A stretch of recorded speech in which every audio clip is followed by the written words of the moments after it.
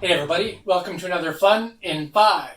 Today I'm bringing to you Kleos. This is by Jim Cav. He made a company called Azure Horizon Games. And this was on Kickstarter last year and fulfilled late last year. So I actually got this, I think, on Christmas Eve. I was really excited to get it to my table. Fantastic components and really good table presence. So let's talk about Kleos and 5 things I like about it. First, a quick description. Kleos is a lightly asymmetrical strategic combat and area control board game for 1 to 5 players, mixing hex-based combat with your favorite card game elements and introducing a dynamic experience that has great replayability. And I believe he's already working on a sequel. But this game, you are taking on the role of Greek Olympian gods. So let's talk about 5 things I like about it. First thing is the fact that you are a god in this game, a Greek Olympian god.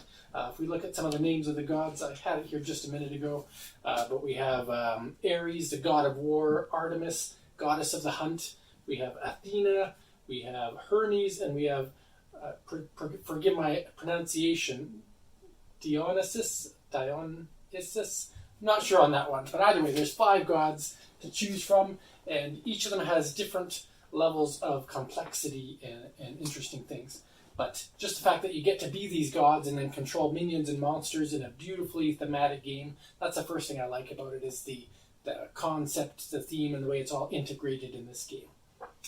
And I'll show some components on here. I'll show all the gods and goddesses and all these different things. And I think the visuals alone are a fantastic reason to enjoy the game.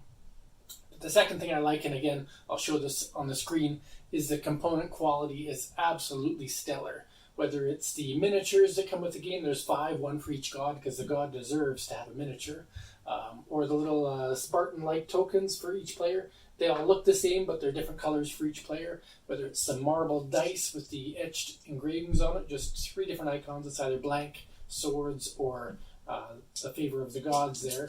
They look beautiful when you roll them. Or if it's the cards, the quality is pretty solid.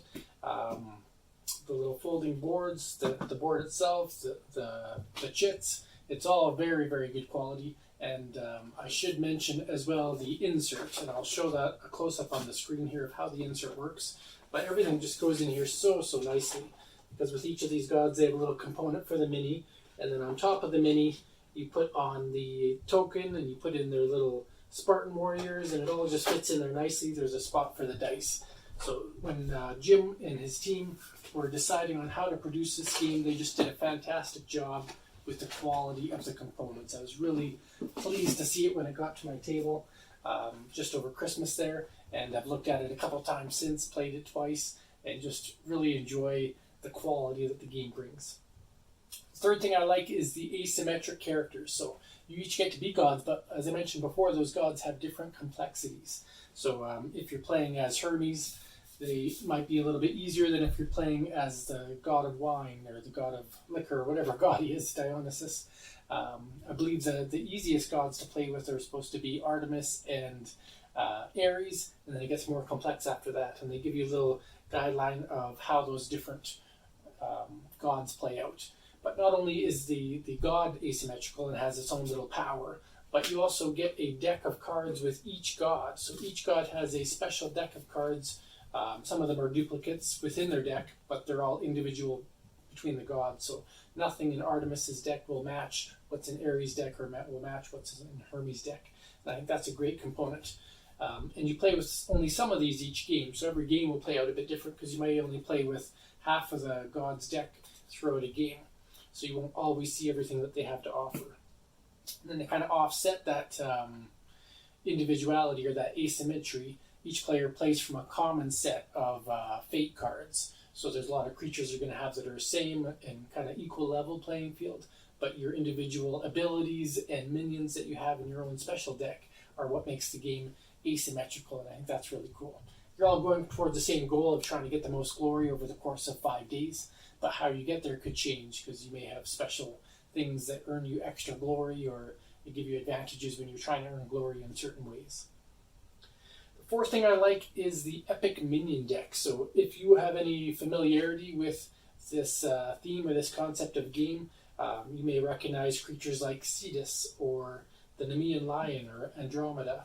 I believe there's a Medusa in here, or Laelaps, the Golden Hound, Arachne, Lamia, Daedalus, a Caledonian Boar, Prometheus. And so just being able to go to these islands and recruit these epic historical, whether they're mythical or not, fantastical or not, these minions to join your cause is really cool. And it's a special form of gameplay because you have to send somebody to a certain spot that you may be battling other people with, so you can recruit these creatures and minions to join your party in your hopes to gain more glory. So you gain glory when you gain these, but they also help you win your game. So I'll show a couple of these on the screen here. And you play with different ones each game. Every time somebody acquires one, it gets replaced. And so again, throughout the game, you may only go through half of the Epic Minion deck.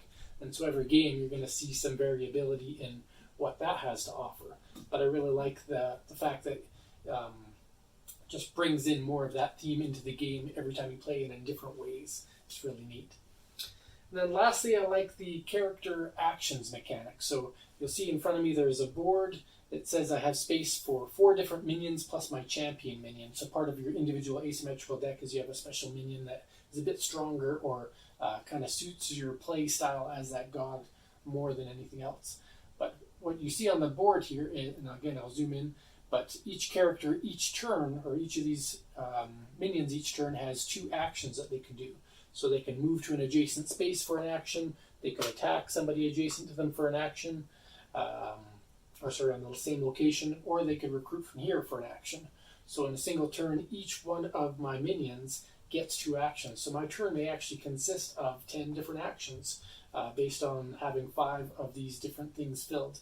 And then if one of those creatures dies, the Spartan token returns to my player mat until I play a new minion. So if I were to play a new minion onto my mat, maybe this Amazonian Battle Sister, when I put it on there, this becomes the Amazonian Battle Sister. So minion 2 has a little 2 on it, and it goes on the board maybe where I have a temple or wherever I'm allowed to recruit. And so I think that's a really neat concept, is that you have this constantly changing board of minions. They die in battle, or they get pushed aside when you find something stronger from your Epic Minions deck, and you just kind of see that ebb and flow throughout the game. And just having the boards, what you do on the boards is you slide them up as you complete actions, because if you only had 2 actions yourself in a turn, you'd probably remember them, but when you're trying to remember actions for 5 characters over the course of an entire turn, just sliding them up helps you remember who's moved, who's attacked, who's been recruiting, and who's left to do things before they all have no actions remaining, and then my turn ends and somebody else gets to go.